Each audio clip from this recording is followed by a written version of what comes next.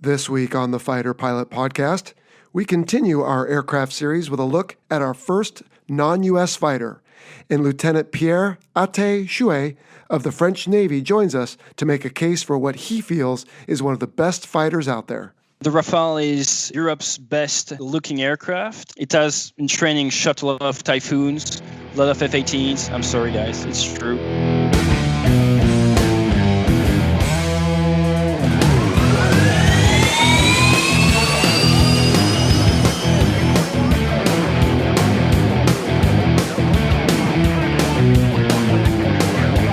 Strap in for the Fighter Pilot Podcast, the internet radio show that explores the fascinating world of air combat, the aircraft, the weapon systems, and, most importantly, the people. Now, here are your hosts, retired U.S. Navy fighter pilots Vincent Aiello and Brian Sinclair.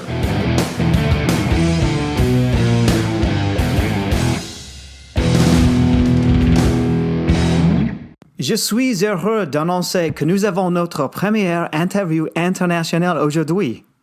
Jello, bonjour, ça va? Bonjour, Sunshine. Ça va? What on earth did you just say? Yeah, well, I know, right? So what I said is I am excited to announce that we have our first international interview today. Okay. Well, it sounds like your French experience is better than the 2 years I had in high school. Did you minor in French or something? I kind of snuck in. I minored in French so that I didn't have to take English at the academy. Ah, okay. Well, I struggle with English too. So anyway, hello, buddy, and hello to everyone. Welcome to episode 41. If you haven't figured it out, today we are speaking about the Dassault Rafale. And Sunshine, how are things going in your world, buddy? They're going really well, so just kind of hanging out, being a dad, and also doing the consulting business, if you will, thing. So how about you, Jello? Where are you right now? Oh, I am in Orlando, Florida, and I wish I could say I was here with the family, but in fact, I flew on the red-eye last night, got a little sleep, and now I'm just working on everyone's favorite podcast today. Fantastic. Well, unfortunately, Sunshine, you and I have this new tradition of beginning our podcast episodes with corrections. Yeah. So it seems like we have even a correction to our correction. An astute listener pointed out that it is not the Antonov 224, it's the 225, Sunshine. You know what, Jello? I just need to get out of the business of talking about Russian cargo planes altogether. Well, 224, 225, whatever it takes. But there is a difference. But anyway, no, that's true. Yep, we are trying our best, and so that's the way it goes. Also, we have something new this week. We have some feedback on some corrections from the helicopter episode, Okay. And in fact, it's Frank. Frank sent me this audio clip. He asked me to play it for everybody, so let's give it a listen. Hey Jello, it's Frank again. In the spirit of naval aviation and honest debriefs, I'd like to make a few corrections to some errors I made on the podcast. The SH-60B was introduced in the mid to early 1980s, not the early 2000s as I stated. The SH-60 Foxtrot absolutely did have a cabin window. It just did not slide open as the cabin window of the 60 Hotel. That allowed crew serve weapons to be configured on the port side of the helicopter. On the MH-60 Sierra Block 3, the bat wings are officially called external weapon stations, and they're more shoulder or head height than waist height. With regards to the targeting capabilities for the fixed forward firing gun and unguided rockets on the Sierra, squadrons are actually now being outfitted with helmet display and tracker system. It's actually a little monocle-sized device that is attached to the pilot's helmets. It interfaces with the weapon systems and the aircraft to display targeting aids for the aircrew, including impact points for the 20mm gun and unguided rockets. And it also provides some aids in APKWS employment. And that's about it. Thanks again, Jello, for having me on the podcast and for what you and Sunshine do to tell our story of naval aviation. All right, Frank, well, thanks for that, and that helps us all to understand it a little bit better. Sunshine, in addition to Frank's audio clip, we received an email from Andy Wilson. Okay. And he said that all U.S. Army H-60 models are capable of sling loads. However, it is mission and unit specific. For example, air assault units typically do not carry a hoist, but medevac units usually do. Also, I had flirted with the idea of wire-guided missiles coming from helicopters. Of course, that's not a great idea with those spinning rotor blades. So he and others have schooled me on the fact that it's not a Hellfire variant, but a TOW missile, which is a tube-launched, optically tracked wire-guided missile, and that was typically launched from ground-based platforms. Great, Andy. Well, thank you very much for the feedback and also for our foreign listener on the 224 versus the 225. Hey, Jello, shifting gears here a little. So what's going on with Patreon these days? Patreon is still doing well. We have new division leads Christian Gruter, Benjamin Feeney, and Tricker. And we also have one more strike lead, and that is Kevin Drummond. Now, speaking of Patreon, we have a big announcement for our digital combat simulator community and flight simulator enthusiasts. In addition to Jabbers, who we added to the team, we recently also welcomed Baltic Dragon. Now, Sunshine, you might remember we mentioned him as a Patreon supporter recently. Well, we kicked him out of Patreon and added him to our team instead, and he has already begun working with us on a DCS FA-18 campaign set in the Persian Gulf. The campaign will be based on the naval aviation thriller Raven 1, written by our friend Kevin Miller, who is a previous guest on the show, and is happy to partner up with us and the DCS community. So more information will be available soon. Keep your eye on our website, our social media platforms, and Baltic Dragon's Facebook page, and we'll provide a link to that in the notes. And also stay tuned for future announcements on more DCS opportunities, particularly for our Patreon members. Good things are coming your way with a Patreon refresh and more benefits in the future. Hey, Jello, I'm really excited to see the Fighter Pilot Podcast and the DCS community kind of come together here with those two rock stars. And I'm be very curious to and excited to see what kind of products we can put out now with their visuals. Yeah, for sure. You know, it's a great community. It's really realistic, as we've spoken about before on this show. And I think this is a win-win for everybody. It helps us to continue to put out the message of naval aviation and all military aviation, and it allows the listeners to involve themselves with it at a different level through the reality of the simulation. So, yeah, I agree. Cool. Hey, shall we get to some listener questions? Yeah, sounds like a plan. What do we got? All right, from the listener questions, we have Jamie asks, I'm curious about how the Navy, or the military in general, molds warriors, fighter pilots in our case, psychologically. You guys come across as tame fathers and husbands who don't have an aggressive bone in your body. Your episode on family life while in the Navy was great, but I know that when the chips are down, you become ferocious fighters. So the questions are, does your Navy training mold you into that? And if so, does each soldier go through their own thinking and justification of why you guys do what you do? Did you ever have philosophical discussions with your peers about this sort of thing, or do you just shut up and do your job without discussing it too much? And finally, can you walk us through the psychology of killing as you guys understand it? Jello, do you want to start with that one? Sure. Sunshine, you remember that scene in Saving Private Ryan when they are battling house to house at the end? It's kind of the climax of the movie. Absolutely. The German and the American soldier are fighting upstairs. They're throwing their helmets at each other, biting, scratching, clawing, and finally the one vanquishes the other. Yes. For me, that was a very disturbing scene, and I'm sure it was for a lot of viewers. And it also was a poignant reminder of why I selected naval aviation, because I don't want to ever have to think about that level of combat. That, to me, is somewhat terrifying, and I'm glad there are Marines and Army soldiers and others who are willing to do that, because I don't know, that was tough for me to consider. As you know, Sunshine, our killing, quote unquote, is a bit more sterile. It's at a distance. It's not face to face. You're not smelling and feeling and biting and scratching. Absolutely. And so for me, that separation always made it a little more tenable. I never reveled in the thought of having to kill someone, but I just knew it was the job. When you sign up for the military, you accept that it is kill and or be killed. And I, for one, never sat around and talked philosophically about it with others. It was just something we had to do. If you had to employ a weapon, then you did so, and you assumed that you were destroying the target. In my case, I did, not actually killing someone. But hey, if killing needed to be done, I was willing to do it because this is war, and I think there are plenty of justifications out there for why war is necessary. And I just took it as part of the job, but I didn't really revel in it. How about you, Sunshine? Did you have a different view? No, very similar, Jello. I relied heavily on my faith and my fellow pilots at the time. We would talk about things on the carrier post-mission. But also, war, it is hell. No one ever truly wins it. It's just a matter of who loses less. At least that's my personal perspective. So my job when I had to remove bad guys on the ground, it was in an effort to save American lives or save coalition lives. So that's how I spun it in my mind, is that I'm actually, as I am saving other lives, because war is a lose-lose situation. Yeah, I agree with that. And not to say if we, either you or I, Sunshine, ended up on the ground having ejected, let's say, in some sort of survival or evasion type of situation, we might have had to kill like soldiers in that case. But again, it just comes with the territory. And I think we would do our duty is really what it comes down to. And we've talked on this show before with various folks, including Willie D and others, Mongo, about just what war is like. And we don't revel in it too much. At least I don't. No, I don't. And I'll tell you just real quickly, parting shot here is when I was in the Boy Scouts and growing up, I kind of romanticized about war, right? I had the fake guns and I bought the Army gear when I went camping and all that. And then when I finally experienced war, not when I finally, but when I experienced war, I no longer romanticized about it.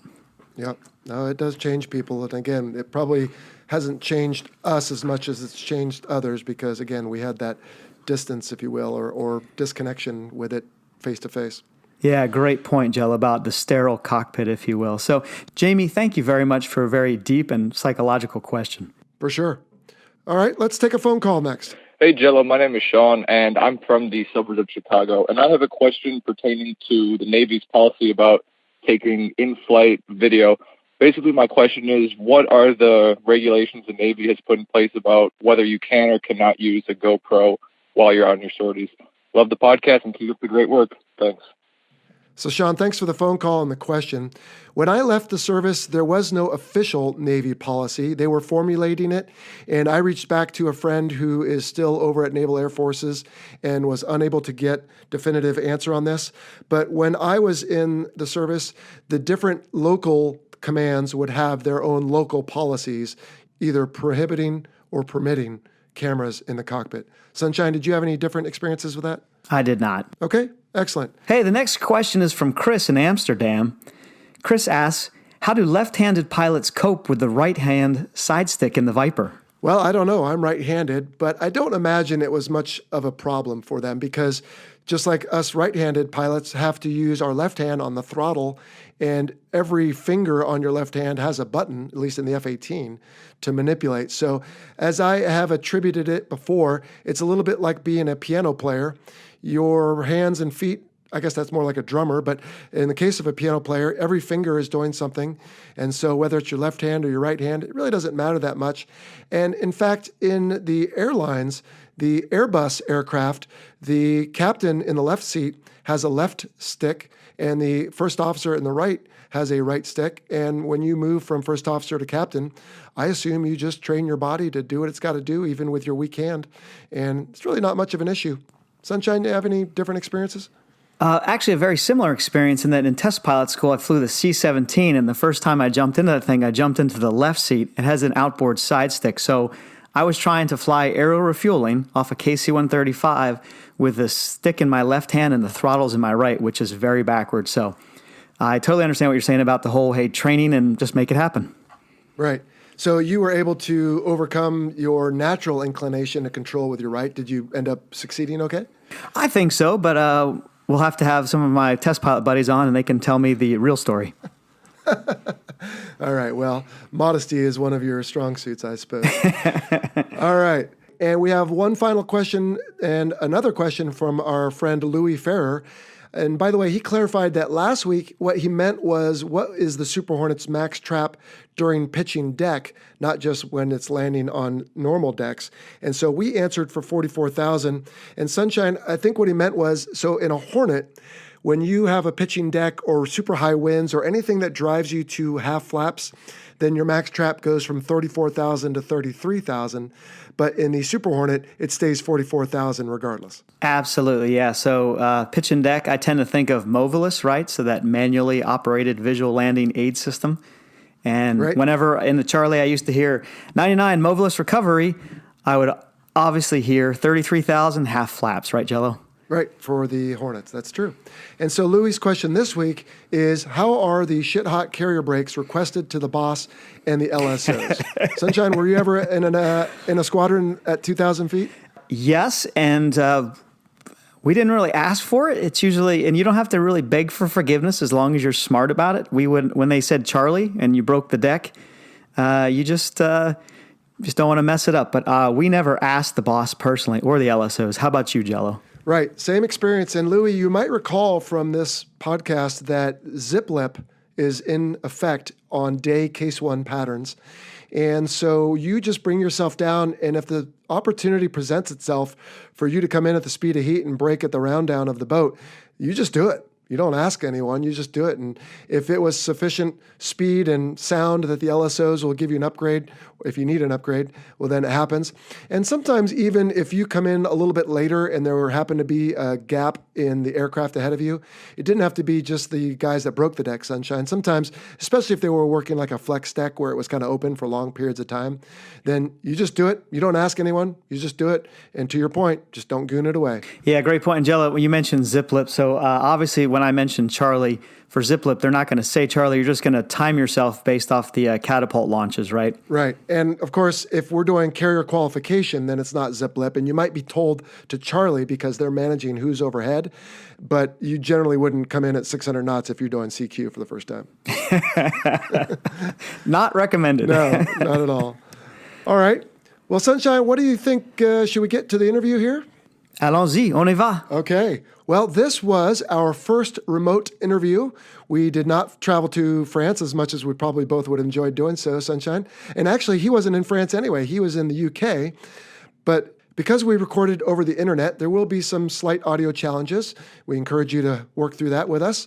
And also, because our guest is French, he will speak in some metric terms. So if you're challenged like we are, here's a quick summary for you. When he says tons, if you just multiply roughly by 2,000 and add a little bit more, that will get you to pounds. When he says kilos, you can roughly double it, and that'll get you to pounds. When he says meters, you can roughly triple that and get to feet. And for kilometers, Sunshine, this one always crosses my eyes. How do we convert kilometers? Well, so if it's a statute mile, it's 1.6 kilometers. If it's a nautical mile, it's 1.885-ish kilometers. So kilometers is going to be a little smaller. So from kilometers to statute miles, you're going to multiply by 0.62. Okay, so take about 2/3. There you go. Actually, 2/3 better. 2/3. Okay, 2/3 of a distance, and he says in kilometers will be roughly the miles. All right, great. Well, let's get to the interview. Today on the Fighter Pilot Podcast, we are trying something new. This is our first remote interview, and we are fortunate to have on the show Lieutenant Pierre Chuet, call sign Ate, of the French Navy, and he is dialing in from east of Heathrow in the UK. Ate, hello. Hello, thanks for having me. Welcome. And we also have Sunshine on the line. Oh, Jello. Bienvenue, Ate. Excellent. Ate, welcome to the Fighter Pilot Podcast. You are, as I said, our first remote interview, and we'll do our best to work through some of our challenges here with the audio. But as you know, we always begin our episode interviews with a quick background so we can get to know our guest. So please tell us, where are you from? What has been your professional military career, and what is it you are doing now? As you said, I'm Ate from the French Navy. I'm a dual citizen, French and Canadian. My dad was a French Air Force officer. He served on Mirage 3. And my mom was born in Quebec, so she's from Montreal. And born and raised in the southwest of France, near a force base called where my dad was stationed. So I've been aircraft and jets my entire life. My dad did 17 years with the Air Force before switching to commercial aviation. He now flies 330s for Corsair. I've been raised around aircraft, as I just told you. Been flying general aviation from 14 years old. I've been teaching in aerobatics. I did some French ships and some precision flying on Cessna, French national team, and went to the World Championship in 2006. And right after high school, it's possible in France, I joined directly the French fighter pilot program, what we call officier sous contrat. It's like a specific curriculum, EOPON, which means you're like a trainee to become for the naval aviation. So I was 19 at that point. I've been in the service for 13 years. And my training was some French Navy officer school for about 6 months. Some flying in light aircraft like Captain. It's a French big aircraft that we use for selection. Then I flew to Tucano with the French Air Force a little bit. And after that, I got selected to get the best training you can dream of, which is the U.S. Navy fighter pilot training.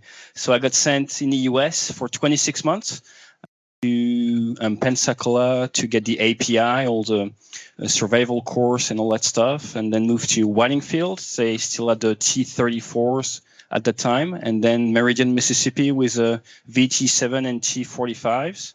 And I graduated in 2010 and came back to France, flew Super Étendard and Rafale for about 8 years. And now I just left the service about a month ago. For Canada on the 737 MAX, but I've got a leave of absence. And I started my own company in the UK, and I use virtual reality to deliver management and communication training for banks or big companies. Smokes, that is quite the pedigree, Ate. And Sunshine sounds like he's done the same things you and I have done. Absolutely. Just very impressive. Welcome. Thanks for the background. And we could certainly talk about the Super Étendard with you, but I think for today, we'll talk about the Rafale. How's that sound? Awesome. It's a cool aircraft, so you guys have to learn about it. Oh, for sure. Now, first off, am I pronouncing it correctly? How do you pronounce that aircraft? Rafale.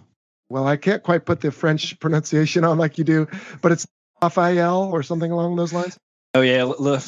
English speaker says Raphael, but just Rafale. Rafale sounds good, or just copy kill when you shot you, but that's... Copy kill. Okay, well, copy kill. Excellent. All right. Well, why don't we start, as we always do here on the aircraft series, with what the aircraft was designed to do. So the Rafale, basically an aircraft that was designed back in the 70s and 80s. I think the first flight was mid-80s. So it's a long time ago, but the development took a while. And it was really designed to replace all the other Mirage that we had that used to be specialized in a single mission, like the Mirage 2000C was air-to-air only. The Mirage 2000D was air-to-ground only. The Mirage 2000N for nuclear was nuclear mission only. We had Super Étendards that were air-to-ground and anti-surface from the... We had Crusaders that were air-to-air, and all those aircraft, the idea was to mix them into a single one, just like basically the F-18, and create a multi-role aircraft. So they basically took 6 to 7 legacy aircraft, put it into one, and they came up with a Rafale. But it took some time. I'm sure we're going to cover the different standards, but basically we've been using a very omni-role platform for about 7 years now. They use the term omni-role to say that it can do just about anything. So air-to-air, air-to-surface, as you said, the nuclear strike. Did I read correctly? Is there a reconnaissance version as well, or is that just one of the missions it can do? We have a pod, almost a 1-ton pod that you put below the aircraft, and a reconnaissance-capable aircraft. Absolutely. We can do air-to-air refueling as well, so we can use it as a tanker. And we can also use it for anti-surface mission with the Exocet. Okay. And the aircraft is flown by both the French Air Force and Navy? That's correct. We have basically 3 different versions. We have the M for Marine, which is Navy, that is single-seat, airlock, carrier-capable aircraft. We have the C that you can see as a chasseur or fighter, that is single-seat for the Air Force. We have the B for biplace or 2-seater. That is a 2-seater version that is either used for training by the Air Force or for strike mission Air Force. So a 2-seater version. Okay, very cool. So that's what it's designed to do, but say does it do really well? Stuff, which is great. A lot of stuff extremely well. And it depends on of ordnance you put below the aircraft, because it really does not behave the same if you're loaded with air-to-ground or if you're in air-to-air mode. Lucky enough to be flying air shows. I was the leader of the tactical display back in 2017. And the difference in handling the aircraft between an air show where the aircraft is completely slick, and if you compare it to the configuration we would use above Iraq with up to 6 bombs and 2 or 3 fuel tanks, it's really not the same aircraft. So I would say it's really for air-to-air missions, and it's a very good air-to-ground platform as well. But the answer is, what you want it to do and what you equip it to do. So you had mentioned a difference in the characteristics between air-to-air and air-to-ground stores. Is that more of a physical aerodynamic limitation or more of a flight control computer limitation? Say both. you do have a flight control limitation. You basically have a small switch, and you can switch from air to air to ground, or air to ground with ordnance control mode. But you're going to really feel it because of the delta wing. It's not going to accelerate the same. It's not going to feel exactly the same, especially in terms of acceleration. So we've already touched on a few of the variants. Now, just for the nomenclature itself, and you even said the Mirage 2000 or the Mirage F-1 and most of the Western aircraft all have some sort of letter number designation. Does the Rafale have any numbers affiliated with it, or is it just the Dassault Rafale? Yes, Rafale. Then you have the version M for Navy, C for Air Force single seat, and B for two-seaters. And then you have like the number behind that gives you the version of the aircraft. In 2004, we had what we call the Rafale F-1. The F-1 isn't in service anymore for a couple of years, but it was only air-to-air. Then in 2006, they brought the F-2 that had more capabilities and sort of some air-to-ground stuff as well. Then they switched into 3. And from the F3, basically every 2 years, we have upgrades that bring you more missions and more capabilities. The F4 deal just got signed a couple of months ago by the French government, so they're going to have money in development for about 2025. And right now, we're working on the F3, which is like a new version that's going to have new capabilities and new missiles, basically. Bien. And then there are also variants with certain nomenclature for the 2 other countries that operate it. I believe the DM or DH for the Egypt or India. Does that sound correct? Yes, that's correct.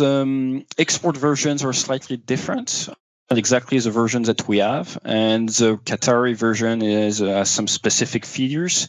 Same for the Egyptians. So they have, and for the Indian, it's going to be the same as well. They have some specificities. If you look at the Qatari, for example, they're going to be able to have the sniper designator pod, something that we do not have in the French, for the French Air Force or French Navy. So export contract has its own options, if we can say so, and so different versions, as you said. Talk about one distinct feature of the Rafale, please. There's a delta wing. It's something very specific to the Mirage and all the Dassault aircraft. If you look at the Mirage 2000 or the Rafale, we really have this delta wing, and it's very specific. It's very efficient above basically 350 knots, 400 knots. Really cuts through the air. So a huge air brake. It's very good to decelerate. Let's say you're intercepting a drone or stuff like that, you want to decelerate very fast. You're going to be able to really use your wing as an air brake. It's very, I think, unique to the aircraft. Could we also talk about the Canard? So, maneuverability for short takeoff, controllability, what do you think? These Canards enable us to come back on the aircraft carrier sometime at 14 or even 15 tons and maintain very slow speed. We're talking 125 and 150 knots when we come back. Is ordinary with a wing. If you look at the aircraft back in the days, like the Mirage 3 or the Mirage 4, the approach speed were much higher. I used to fly Mirage 3R and Mirage 4. And once he had to land at around 185 knots with the Mirage 3. So it's very, very... This Canard enables us to have very good handling of the aircraft at slow speed. From experience, we basically fly formation around 100 knots. Thing you can do with a Rafale. I'm not saying it's easy. I'm not saying it's recommended or smart. But you've done it. It can be done. Yes. Block one. Done. Yes, it can be done. Yes. Yeah. Très bien. Don't try this at home. Yeah. So another feature of the aircraft, Ate, is that it is twin engine. Now, the Mirage F-1 and the Mirage 2000 were single engine, and my guess is that your Air Force probably would prefer a single, more powerful engine, but I'm guessing the Navy had some say and wanted the twin engine? We love the twin engine, yes. Actually, if you look at the size of France, it's a pretty small country. So historically, we don't really need massive jets, and we don't need to go at distances. The Mirage F1, all this generation, it was basically intended to take off, notice, just go full power, climb Mach 3, shoot, and come back. To switching to naval aviation that we needed to be able to go further and to have more reliable systems. So that's why we transitioned to a bigger type of aircraft. And if you look at the Rafale, the empty weight of the Rafale is the maximum takeoff weight of the Super Étendard. So to give you an idea, we basically double the size of our aircraft when we switched to the Rafale, enabling us to fly for longer, and also because it was heavier. French are not renowned for having very powerful engines, so we had thrust. And we have the M88 engines, so are up to 7.5 tons of thrust. And we have two of those, giving us 15 tons of thrust for a maximum takeoff weight of 24 tons. I think that's one of the main reasons why we transitioned to engines. One is because of the extra weight, and the other reason is because we wanted something redundant, as you said. Yes, and that is important for most naval aircraft, although as Sunshine and I have said before on this show, for whatever reason, we're getting away from that with the F-35, but that's the way it goes. Well, speaking of the thrust and the weight, what can you tell us about the performance of the aircraft? How high can it go? How fast? How many Gs?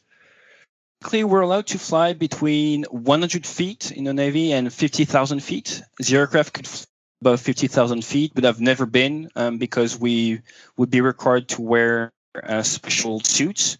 I'm sure, as you know, basically, if you approach flight level 660 and you have a depressurization, your blood is going to start boiling, which is not very cool. So that's why they tell us do not go above 50,000 feet. It's more like a peacetime regulation. In terms of speed, flight envelope is officially from 100 knots to Mach 1.8. The aircraft is super cruise capable, so we could fly without the afterburner on at Mach 1.4, which is pretty cool. And in terms of rates, pretty sick.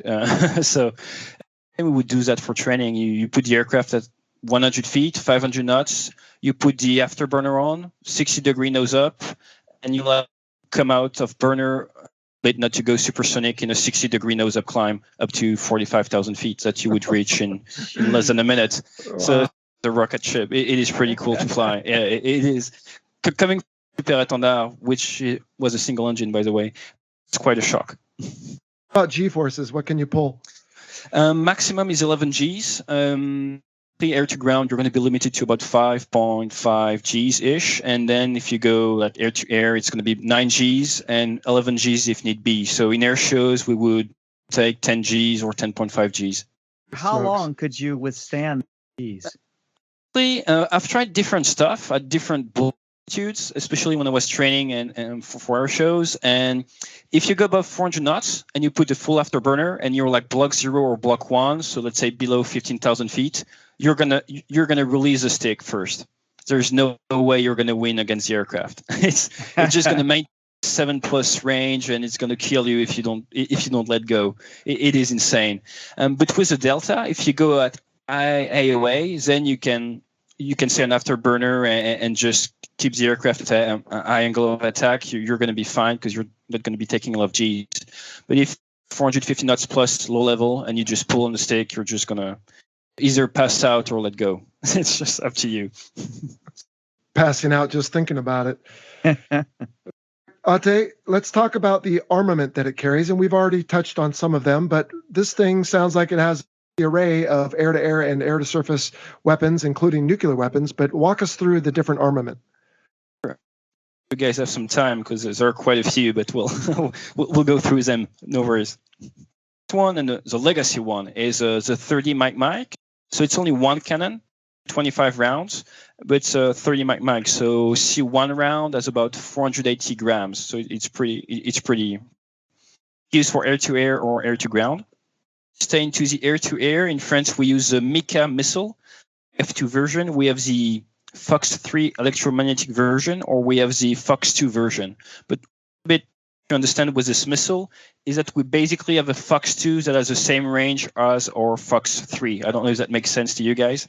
It's basically our Sidewinder is basically mounted on our 120, if that makes sense. So like an AMRAAM with an IR seeker. So does the Rafale have some system to cue it to go to those longer ranges, or do you just enjoy the extra kinematics and the visual range? We have the same booster, and we just change the front. So you change it from Fox 2 or Fox 3 just by changing the stuff in the front. And use it for short range or long range. It's very, very flexible. So we only have one type of air-to-air missile right now, making it very easy. It just has a different seeker. Well, that's interesting. Yeah. Okay, what else can it carry?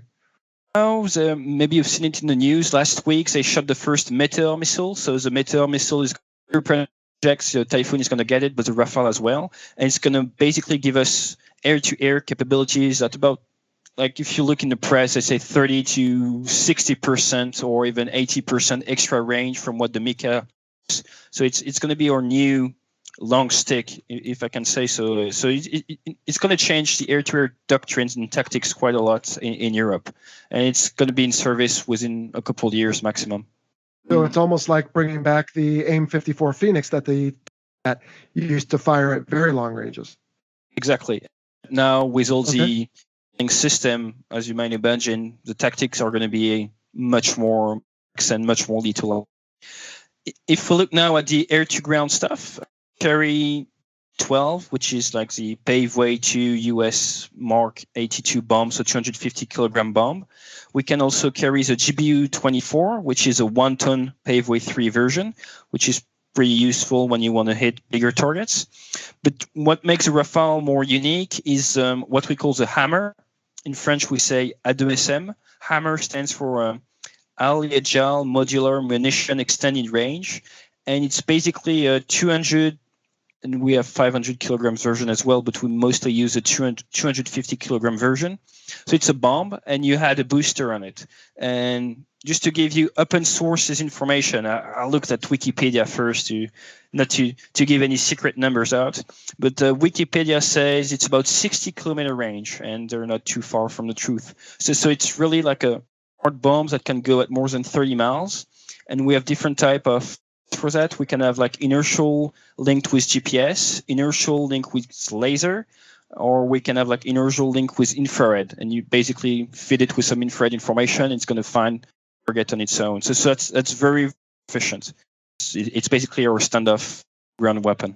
And we need something like that on the West here. Yeah, no kidding, dude. Sheesh. It's pretty cool, but I'm sure it's up for sale. So you just to the highest bidder. There you go. Well, we're out of the game, so I don't know if they're going to listen to us. Okay. You never know. I'll take 10%. You never know. There you go. What about cruise missiles? Does it also? We talked about the AIM-39 Exocet anti-ship missile, but does it also fire cruise missiles? Absolutely. It's called a Scalp PG, and it has been shot quite a lot in Iraq and in Syria. So it's basically like the British Storm Shadow. So it's a big missile you can put below the aircraft. We can carry several, usually 1, 2, 3. And it's basically like a newer version of the Tomahawk, and it's just going to its way into enemy territory at the altitude you want it to, and it's going to target using GPS, inertial, or any type of system. In terms of yes, we have also the ASMP, which is our tactical nuclear missile. So it's used by the 2-seaters in the Air Force, or in the Navy, we use it as a single-seater. So it's like a special qualification to be nuclear capable. We carry one of those missiles as well. It's more like a guns per. So we don't use it very often, as you might imagine. Let's hope we never have to use it. That's what it's here for, exactly. Yeah, If you look at the air force, we indeed have the AIM-39 Exocet, which is pretty famous, sadly, in the UK, because it was used during the Falkland War by Super Étendard against the Royal Navy. It was very effective. Rafale as an enhanced version of the Exocet that was used by the Super Étendard, but only the Rafale Navy is able to use it. To be used by the Rafale Navy, the Air Force Rafale are not able to carry it, and we can carry one, and it's a very, very efficient and lethal missile. So it's a very good to use. Interesting that it's not on the Air Force aircraft, but I suppose you have to limit just how much a pilot needs to know how to do, because at some point you get saturated.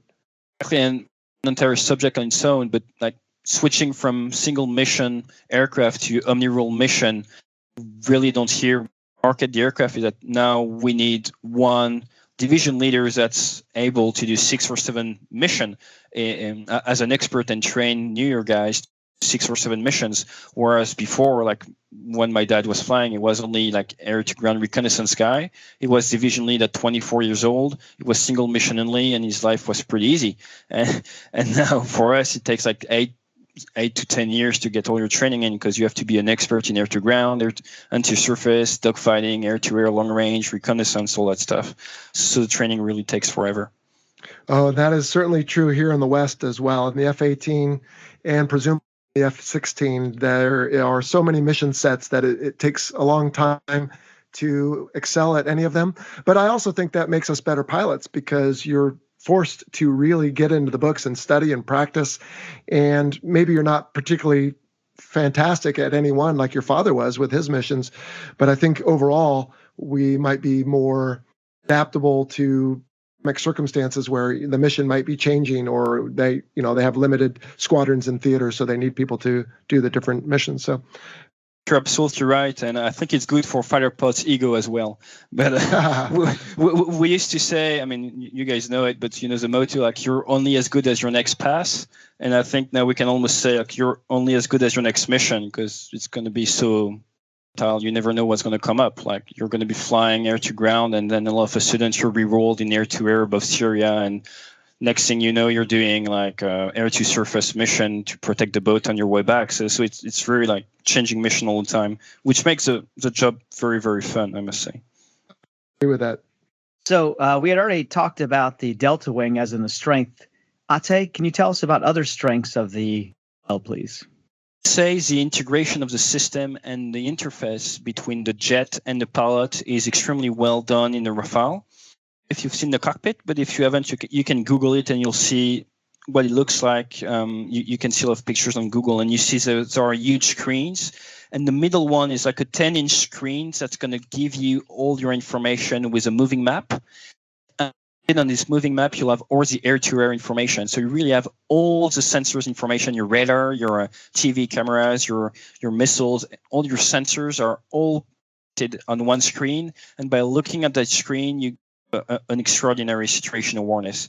And I think that's the best thing about the Rafale is your ability to cope with a lot of different informations, because everything is presented in a very easy way just in front of your eyes. That's something extremely powerful. And if you look sometime at the Typhoon or stuff like that, they have like a moving map on one side, radar on the other side, and just able to cope with all the same amount of information as fast than I can with a Rafale. So decision during tactical phase here, and we can sometimes like take more risk because we have a very good situation awareness.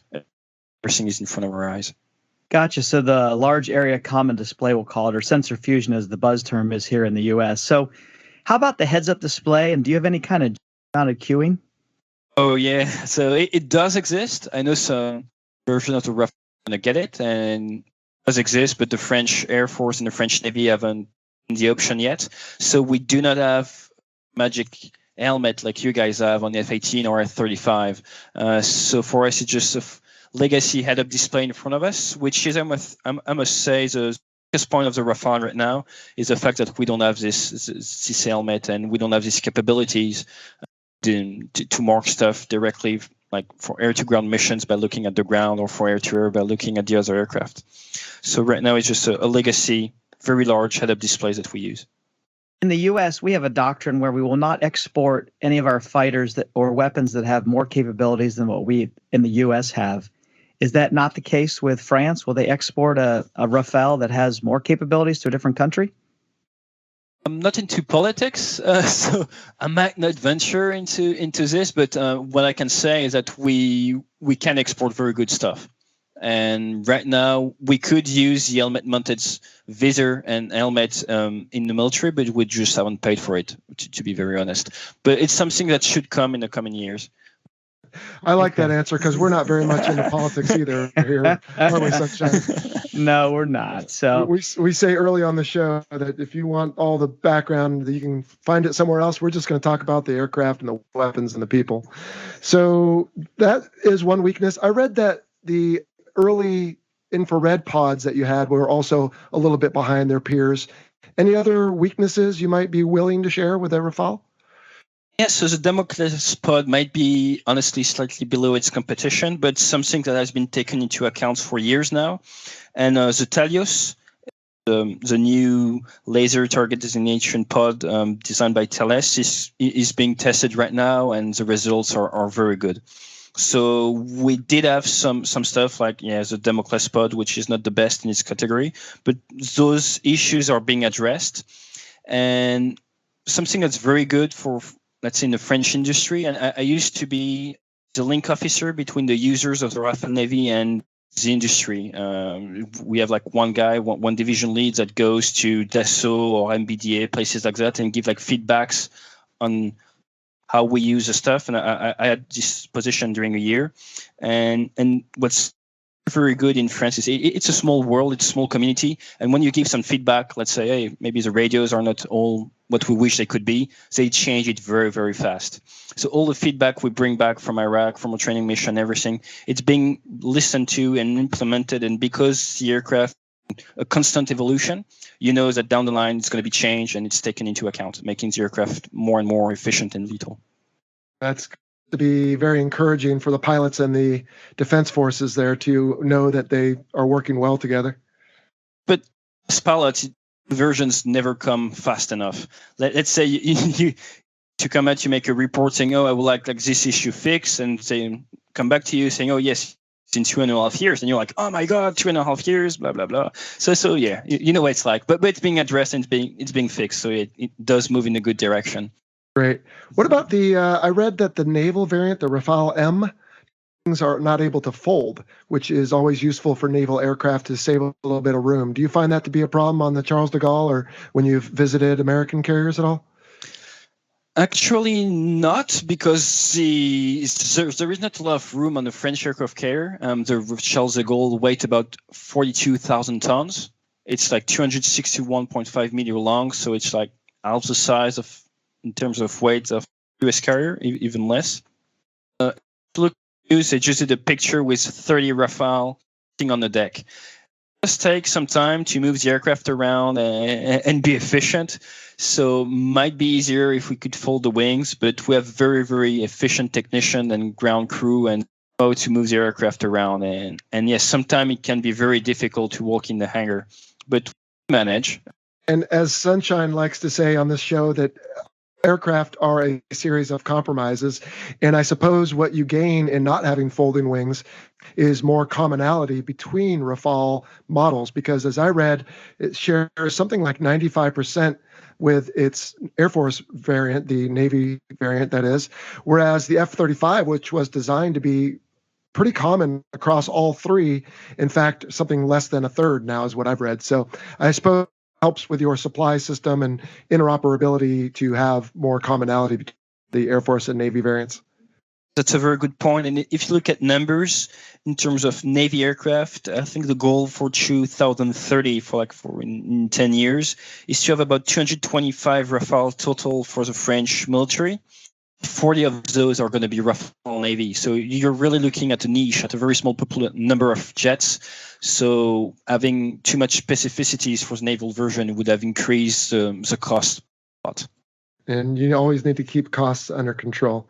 Indeed. All right, Ate, so where would the French citizen or even the American citizen have seen a Rafale in either version of Hollywood or in the news or in demonstration teams? What is the aircraft notorious or known for?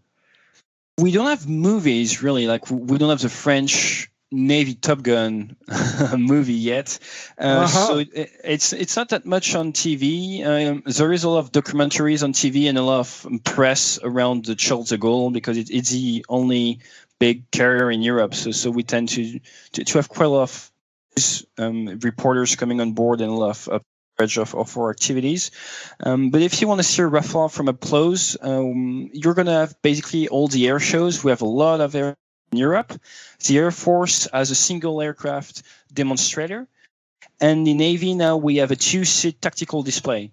So it's a very different type of flying. I know you guys have some tactical displays as well. So we don't get as much training. It has to be smoother. We show different type of routine. We usually display in Brittany on Paris a bit, in the south of France, and abroad a little bit. I did some air shows in the UK, went to Yeovilton, a team went to the Riot last year, and that's a good to see jets. Actually, if you look at the 2017 place season, as leader in Yeovilton, and we won like best award for the air show. And the week after that, the French Air Force guy was at Riot, and he won the best award for the Riot. So it was pretty fun. In about 10 days, Paul won the displays back to back in the UK. So it was pretty cool. Okay, so that is a testament to both the aircraft as well as the pilots and support crew. We do have awesome support crews. One of the strengths that we really have in the French Navy is that we're a small community, and our guys work very, very, very hard, and it is impressive because small community. We need to jets ready to go all the time. So the Rafale is a very reliable aircraft, but still does a decent amount of maintenance, like every modern aircraft. Guys are very, very efficient. They don't count their hours. Yeah, that's great. Well, it sounds like just like we pilots are all cut from the same cloth, just born in different places. The maintenance crews are the same. They put the aircraft ahead of their own schedules and their own. Yeah. So that's good to hear. We're just about running out of time here. Ate, any good quick sea stories operationally or around the boat, or maybe even in an air show demonstration? Any exciting stories? A funny story that directly relates to the US. Maybe you remember back in January 2016, you got two small speedboats that got captured by the Iranian guards on Farsi Island. At the time, the French Navy was in charge of all the naval assets in the Gulf, and it was planned from a long time that it was French jets that were supposed to combat air patrol above the USS Truman. And so during the night, you got like some sailors that got captured by the Iranian. And next thing I know, I'm supposed to take off for combat air patrols. It was supposed to be a routine flight, and I'm being ordered to take more missiles and a wingman because in the middle of between Iran and the US. So that was quite something, because I ended up being air patrol flight for the US Truman, and I was controlled by the British frigate as a French-Canadian guy in a French aircraft. And we ended up doing some interception on Iranian AVs. So that was pretty fun. That's some international stuff and rules of engagement nightmare. Well, I imagine so, but good interoperability demonstration anyway. Yeah. Hey, well, gosh, we have probably only barely scratched the surface on this aircraft. I'm sure we could talk for hours, and I say that at the end of all of our interviews. But I think we should probably leave it at that. Tell us what the future holds for you. You talked about starting a business and being in the UK. Are you going to continue flying? You're flying commercially, but any future military flying? Right now, it's possible to come back as a pilot in the reserve in France. That's something that wasn't possible before, but because of the lack of instructors on Rafale, it's something that is doable. Right now, I'm just pretty busy doing my consulting business and speaking gigs as well all over Europe, and I'm going to expand in Canada as well next month. So it keeps me busy quite a lot, but I'm going to be back in maybe consulting for military contractors, stuff like that, because it's very tough to being around jets and tactical environments. Well, certainly for somebody like you who was raised around it all your life, I can see where it is. But my guess is you'll keep a finger in that sort in some manner or another. So, all right. Well, so this part of the show is usually where the guest explains his call sign. So over to you on this one, Ate. Means and how did you get it? Sure. So first, you have to understand something about the French Navy is that our call signs are not supposed to be as cool as the US call signs. So there is no Iceman, there is no Maverick, no stuff like that in the French Navy. So that's a shame, but it's like that. Well, that's not in the US Navy either, unless you get to Hall. So. Yeah, unless you're Hollywood or the Air Force. Yeah. There you go. So my last name is Chuet. And my call sign is Ate. And if you say out loud very fast my call sign and my last name, it's Ate Chuet. And it's very close to Ate Souhait, which is a French expression when you sneeze that says basically bless you. So it's a small play on words. So Chuet, Chuet. When I was an exchange student in the U.S. Navy, they used to call me Chewie, like the guy in Star Wars. So I thought it was cooler than Ate, but I can live with it, and and it goes pretty well on the radio. Ate is very short, very efficient, so I like it, and I don't have a choice anyway. No, of course. Indeed. That's awesome. So it's a play on name. So it sounds like some things never change. And I'm guessing you have some friends with call signs from something silly or stupid they've done. But okay, you've avoided any spotlight on you, it sounds like. Yes, yeah. I can think of some very, very bad. But yeah. All right. Well, let's leave it at that for this particular show. Well, Ate, I want to thank you for taking the time to come on the show. I'm sorry we couldn't do this in person. If your travels ever take you to San Diego, be sure to let us know. Normally, at the end of our episodes, if you've listened, you know that we do a little disclaimer to say that ourselves and our guests do not speak for the American military complex. I will offer to you something I've not done before, an opportunity to say something along the same lines, unless you want to tell us that you do, in fact, speak for the French military, but I'm guessing you don't. Are you speaking for yourself here today? Yes, I'm speaking for myself. I'm not speaking for the French Navy, the French Air Force, neither the Canadian Air Force or Canadian Navy. Nobody, just myself. Okay, or Dassault, most. Not Dassault, no, and not some video games. I do some stuff with video games. No, nobody, just myself. Okay. Well, merci beaucoup. Thank you so much. And Sunshine, what else you want to say? And we'll let you sign it off here with them. Partons d'ici. Let's get out of here. Awesome. Dude, you're the man. All right. Once again, big thanks to Lieutenant Pierre Chuet from the French Navy, calling in from the UK. Sunshine, I thought that was a really awesome interview. Dude, I was laughing the whole time. Just loved it. The guy is fantastic. Yeah. I think it would be a lot better if we could all be in person, because there's that nonverbal communication for whose turn it is or to respond to somebody. But I did my best stitching it together, and hopefully it sounded like a coherent interview. But I just thought it was really cool that even with our American accents, we're a lot like him, and I always like to say it that way instead of his French accent. But I think we all are, as we said in the interview, really kind of cut from the same cloth, kind of just born in different places. And what punctuated that for me was when he said sick, or that was sick, or something like that. That's a great American term, huh? Yeah, it was, man. Hey, just while I'm thinking about him, I was just thinking about one of my test pilot school buddies. So if I could just give a shout out to Thibaut Zouf-Bruze and his lovely wife, Isabel. So, tu me manques, mes amis. Excellent. All right. And I did end up, Sunshine, cutting out a little part of our discussion where you and Ate end up talking about the French carrier Charles de Gaulle and night traps and the fact that they have bars on their carriers and we don't. And I will offer that up as a bonus segment on our Patreon page for those at the appropriate level. So head on over to patreon.com, look for the Fighter Pilot Podcast, and consider signing up. Not only do you gain access to exclusive content, but you also help support the show. So Sunshine, did you notice the bumper music we use on this episode is the same music we use for the FA-18? Absolutely. I love what Jaime does. Yeah, and so our idea was when he makes a new song and we use it in a particular aircraft category, that we'll use it for all those categories. So since we use that song for the F-A-18 and the Rafale is also a fighter, we're going to reuse that song. And in the future, when we hear an episode on, let's say, an attack aircraft like the A-10, well, guess what? You might hear the attack song again. And we're just doing that to keep things all within a certain theme, but also we just don't want to work poor Jaime to death. The guy works real hard on these songs, so we're going to reuse some of them. And when you hear a new helicopter episode in the future, you'll probably hear his take on the Ride of the Valkyries again. Elegant efficiency, Jello. Well, that's what we strive here for. All right, well, I think that will just about do it. Once again, you folks in the DCS world out there, keep an eye on us and our Patreon page. We have a lot coming in the future.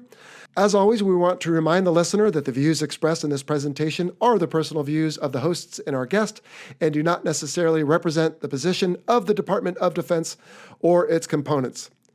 So that will do it for this episode. Sunshine, we're going to continue the aircraft series with the next episode.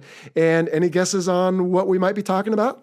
Oh, could it be the venerable F-14? It could be the big fighter. The listener will just have to tune back in to find out. Until then, what do we always like to say? Sortons d'ici. Let's get out of here. See ya!